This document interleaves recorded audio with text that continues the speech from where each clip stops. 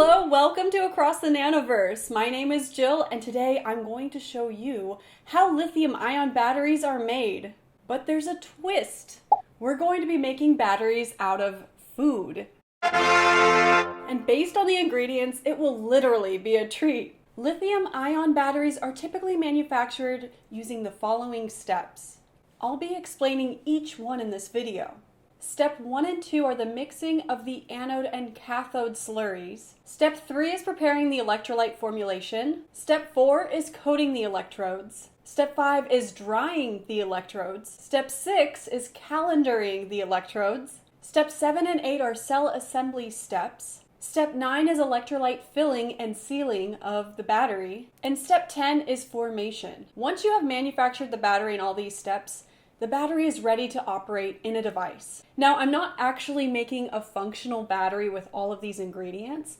I simply wanted a way to show the manufacturing process without using toxic chemicals and in a way that you could do at home.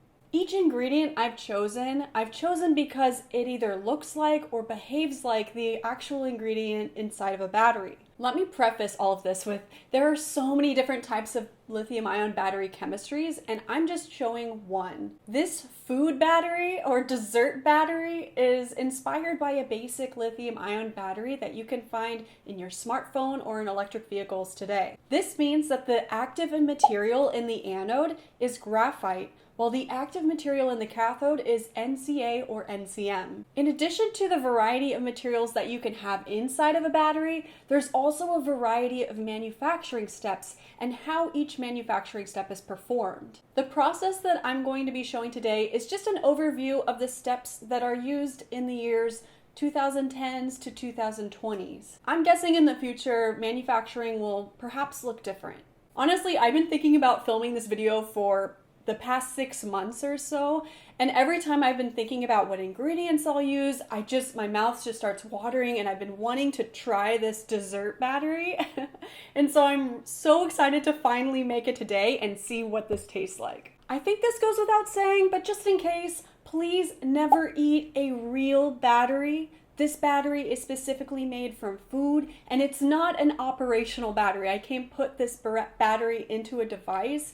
This is just for the sake of showing you the materials and the processes. And if you want to try making this battery at home, I'm going to leave the recipe on my Ko-fi page, and feel free to leave a donation if you really like this recipe, or if you tried it and you failed. I don't even know if I'm going to succeed today. But we're all gonna give it a try, see if we can make the perfect dessert battery. I really appreciate your support. First, we will preheat the oven because that's what we will use for the drying step. Now that I've started preheating the oven, I want to go through the ingredients with you to show you how we're making this dessert battery. Here we have the ingredients for the cathode, anode, electrolyte, and separator. In this lithium-ion battery design, we are using graphite as the active material. Graphite is a layered structure where you have sheets of graphene stacked on top of one another, or sheets of carbon stacked on one another. To represent this layered structure, I've chosen wafers, chocolate wafers. Graphite's typically a darker color, and so that's why I chose chocolate. And I chose the wafers because it's that layered structure, very similar to graphite. And in between each layer of the graphite is where the lithium will fit inside of the structure during charge, when the battery is being charged. In addition to the active material, the anode has other components as well. Anodes contain a binder, a carbon-based binder, and in this case I'm using cake mix to represent that, since during the drying process, you're actually drying out the liquid binder. And it forms a solid material, like when you bake a cake, it turns into a solid cake. In addition to the active material and the binder, I am adding carbon additives to this battery, just typical, to increase its conductivity, its electrical conductivity. The oven's ready!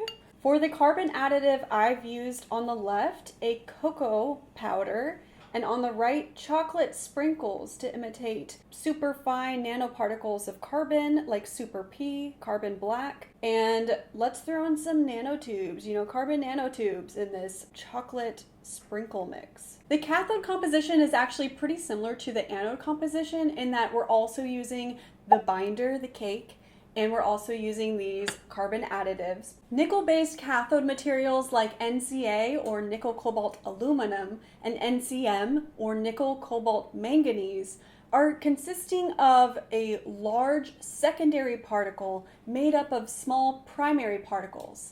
You can see in this SEM image that structure of primary and secondary particles. And so what better to use to mimic this kind of cathode particle than a blackberry? Here we have our cathode active material particles, all those blackberries. They look so delicious. And in a way, the way that these blackberries store water inside of those primary particles is similar to the way that cathode particles store lithium. But in blackberries, the water is actually stored in cells, right? In a cathode, the lithium is actually in a two-dimensional layered structure, kind of like the wafers, the anode wafers. Now let's move on to making these electrodes. So you can see I have this ginormous bowl, and I'm going to pour in the powder for this binder. Let's make that binder first. Wow, that yellow cake smells so good. And in this binder, we add 1/2 cup of oil and 1 cup of water. Instead of eggs, I've chosen to add ground flaxseed that's mixed with water, which is an egg substitute. Because I'm going to use this binder for both the anode and cathode, I'm going to mix it first separate from the active materials and then divide it into 2 different bowls. Notice how I'm using a cake beater. Similarly, in manufacturing, anode and cathode slurries are mixed using mixers, like a planetary mixer. Now I've divided the binder into 2 different bowls, and it's time to add the active materials. First, I'll sprinkle in some of the carbon nanotubes. Now, if you look closely at the cocoa powder, it's full of agglomerates, and so I want to use a sifter to refine that and break up those larger particles to make it into finer particles. This actually happens during slurry preparation, and so sifting is involved sometimes. So I have my powder and a bowl. Get this out of the way. And a sifter. So we can pour this in here and then sift it. Beautiful, look at what a difference that makes. So now we can add these into the binders. And now we have the carbon additives in each of the binding solutions. Okay, so this is what I'm thinking. Since these delicate blackberries, I don't want to mix these and make them run everywhere. So I'm going to add these later, but I will add the anode particles right now. And typically you would use some kind of planetary mixer in order to mix the particles and the slurry together for the anode. I don't know if this will be too rough on these wafers though, but I'll try it. It's a bit rough, so I'm going to mix it by hand. And I want to get all that carbon additives as well as the particles evenly distributed throughout the binder. That's good. Before I move on to step 4, which is coating of the slurries, I'm going to prepare the electrolyte. Lithium-ion battery electrolytes are composed of a salt, like LiPF6, that contains lithium. In addition to the salt, a lithium-ion battery electrolyte also contains a solvent. Common solvents are carbonates, like EC, DMC, EMC, FEC. All the electrolyte solvents are very toxic, and so I am not going to be using that, but we have a lovely other solvent, good old H2O. And in addition to the salt and the solvent, we also have electrolyte additives. Additives are other chemicals added to the battery electrolyte to improve performance in different ways. For example, they could help with high temperature or low temperature performance, or they can simply make the electrolyte more conductive of lithium ions. Other additives are SEI or CEI formers, and an SEI is the solid electrolyte interface of the anode, and the CEI is the solid electrolyte interface of the cathode electrolyte interface. And actually, if you're paying attention, I specifically chose anode particles, these wafers, that are chocolate coated to mimic how an SEI layer would be on the anode particles, on the graphite particles. So let's make the electrolyte. So typically you want to actually precisely measure these all out to make sure it's about 1 molar of the salt, or LiPF6. And then you use a different volume or weight ratio of the different solvents, but I'm just going to fill up my cup. And then once you have it in this state with the salt and the solvent, you typically want to mix it. And there are special ways of mixing it in the lab, but today I will use a spoon, if I can find a spoon. And the last part is the additive. I chose Tropical Punch Kool-Aid. Yum. Look at that. You can see how it diffuses through the electrolyte. We could give it a little mix. And here's our battery electrolyte. Ooh. Wow, that is sugary. I mean, it's highly concentrated. It's an ultra concentrated electrolyte. It's very good. I'm going to set this electrolyte aside for later, which will be mixed with the battery. Step number 4 is coating. We are going to coat the electrodes onto their respective surfaces. In this case, I'm using pans for baking, but in reality, they coat onto foils. Copper current collector for the anode, and typically aluminum current collector for the cathode. Just for fun, I'm going to pretend this is an aluminum foil, and this is copper foil. Let's coat the cathode first. Now there is an art to coating. It's not that simple.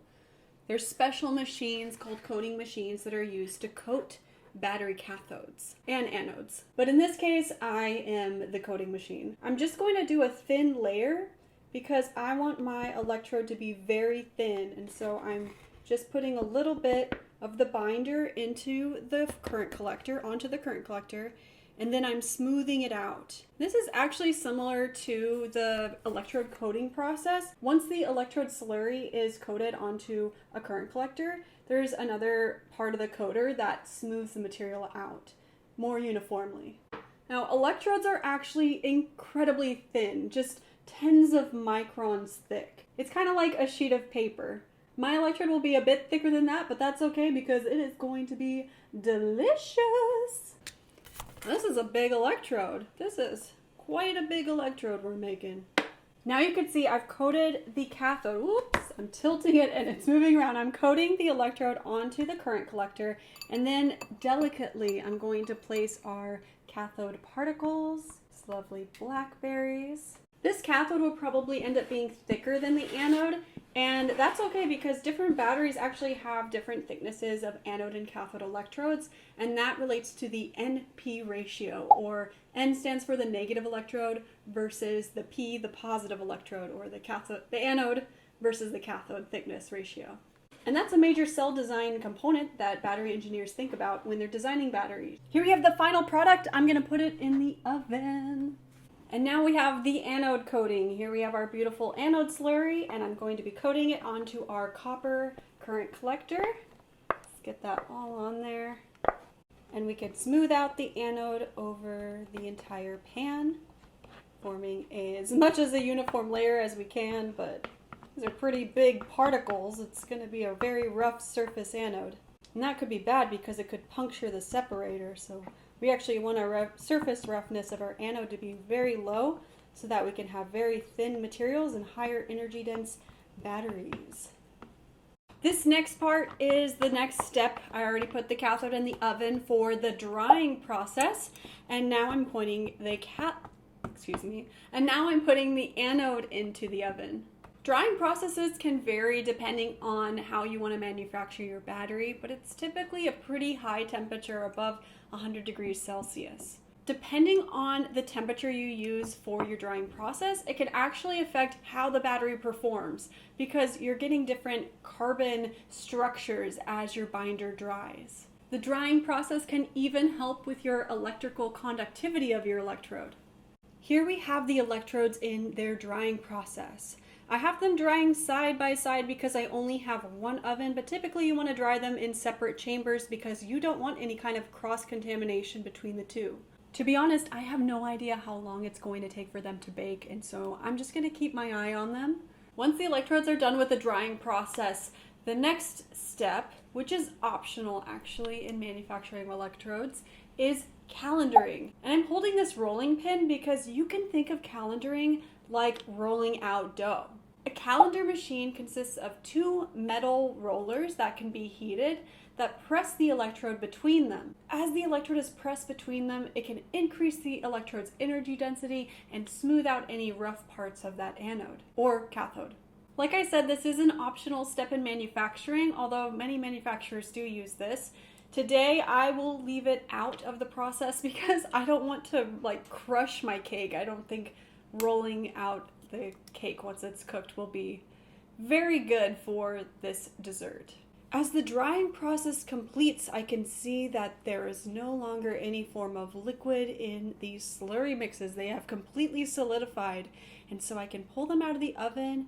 And wow, I just wish you all could smell this. It smells like chocolate cake. Oh wow, this smells so good. While I let the anode and cathode cool off, I just want to explain that next I'll be coating them with the separator. And I've chosen to use Cool Whip or some kind of whipped cream as a separator. Now typically a separator is made out of an insulating material, electrically insulating material, but it still allows lithium ions to pass through. And I could, I suppose, use saran, a plastic saran wrap, but this would be inedible and disgusting. And so that's why I'm opting for whipped cream. It provides a barrier between the anode and cathode so that they don't electrically connect and cause a short circuit, but it also tastes delicious. I've decided to put both the anode and the cathode onto a separate pan just so that I can put the separator on top of them without having it run up against the sides of these other pans. So I'm just going to set this on top and then flip it over. Okay, 1, 2, 3. Uh-oh, it's falling apart. Maybe I should have waited till that cooled. Well, I'll have to patch this up like a puzzle. Well, this is just going to be a crumble cake, I suppose. What am I doing? I mean, this is how science goes, right? You try it, you fail, you try again, you fail. Maybe sometimes you succeed. It's okay. It's a learning process. We're all learning here. So here's my beautiful anode base. And now I'm going to put the separator on top of the anode. You know, if you are doing anode R&D, sometimes your anode crumbles apart like this when you're trying experimental methods or materials. And so this is actually a normal part of the manufacturing process as you're refining it. Of course, if your anode typically crumbles though, you don't want to proceed to this next step, but in the case of this, I will proceed. I will move on. Going to spread this on top. Get a nice separator coating. So I've done my best to coat the anode with the separator. And remember, in typical manufacturing processes, the separator isn't necessarily coated across the anode like this. Maybe in more R&D. For the sake of the final taste of this dessert, I chose not to use the separator as this plastic. And in typical manufacturing processes, the separator is actually stacked with the electrodes during stacking or cell assembly. Which now that I've finished coating the separator onto the anode, I'm going to move on to the next step, which is stacking and punching. Punching means that we're cutting the electrodes out of the slurry that's been coated on the current collector. For cylindrical cells, though, you're going to get those long strips that you're going to wind up into a cylinder or a jelly roll, for instance. But for, say, a pouch cell format, you can just punch separate electrodes into different pieces. This, I guess, would be like using a cookie cutter to make little cookie layouts that can be in a rectangular shape. For this battery, I've decided that instead of trying to wind it up into a cylindrical format, I'm going to do a single layer pouch cell format. And so for that, I'm just going to stack the cathode on top of the anode and then punch it out into the shape of the cell that I want. So now wish me luck as I get this cathode out of this tin. Not too bad, right? Here's what my stacked battery looks like in all of its glory. It's very crumbly, but oh well, I'm gonna work with it. Because it's so crumbly, it's gonna be hard for me to punch it. I was going to cleanly cut off the edges to make it nice and rectangular, but now it's turned into kind of a crumbly mess, and so I'm just gonna skip the punching, but I hope you get the picture. Once we have our electrodes stacked with our separator, we can put it into a pouch. Now here is a plastic pouch. Typically the pouches for a pouch cell would be aluminum with a polymer coating on top of it. In this case, I just have a bag. I don't really want to put this crumble cake into a plastic bag. It'll just crumble even more. And so for the sake of simplicity, pretend we put the stack into the pouch. This is part of cell assembly. And then step 9 is to do the electrolyte filling. So here we have our electrolyte and we can do the filling. Oh, very nice. And then what happens is you see there's a lot of air in the bag, and we don't want air in our battery. We want it to be completely free of air so that we don't have any side reactions from any kind of gas. And so what happens is as we seal the bag, it goes through a degassing process. So we can seal it and degas the pouch. And there we go. Okay, there's some air left in it, but I did my best, okay? So pretend this is your battery with the cake inside of it, but it's not. It's just the electrolyte. And it's sealed, and then that's when it's time for formation, which is the final step before you can use a battery in a device. During formation, the cells are put onto cyclers. That means that they're charged and discharged. This process is actually one of the most expensive parts of making a battery because it takes so much time, especially for graphite anode-based cells. And the reason why they do this is because during operation, the battery is going to be subject to a bunch of different charge and discharge rates. And so in order to make sure that the battery is nice and formed, they use a specific cycling protocol to maximize the cell's later cycle performance, so it doesn't lose capacity as fast. Remember earlier when I was talking about the SEI and CEI? So during formation, as the cell is cycling, the anode particles get coated with a solid electrolyte interface made up of the electrolyte breaking down and leaving residue on the surface of the graphite particles. It's kind of like how these wafer bars are coated in this dark chocolate. In this case, the dark chocolate would be the SEI. So here we have it. We have finished making our battery. It has gone through the formation and it's ready to be put in a device, or in this case, into my belly. I'm so excited to try it. It smells so good. I don't want to drink the electrolyte out of a bag, so I'm going to put it back in a cup. Well, this is the moment of truth. Will this battery be as good as I've imagined it to taste? We'll see. Wow, it's pretty good. It has this nice sweet taste and kind of bitterish taste from the blackberries, and then it has the chocolate, and the wafers are a little soaked in the binder, and so they're a little squishy. And of course, to go along with the cake, you have to have your electrolyte beverage. Well, thanks for watching. I hope you learned a lot about how to make a lithium-ion battery and see that the processes are actually similar to baking processes that you may already know. Again, the recipe that I just made you can find through my Ko-fi account. I appreciate your donations if you tried the recipe and like it, or even if you don't like it. Just experiment with it, try your own different materials, ingredients, and see what happens. But in my opinion, this is positively delicious. If you enjoyed watching my baking skills, as well as learning a little bit about battery manufacturing, like this video and subscribe to my channel where I come out with new videos every now and then about batteries and electrochemistry and other very interesting things. Thanks for watching, and I'll talk to you soon. Cheers!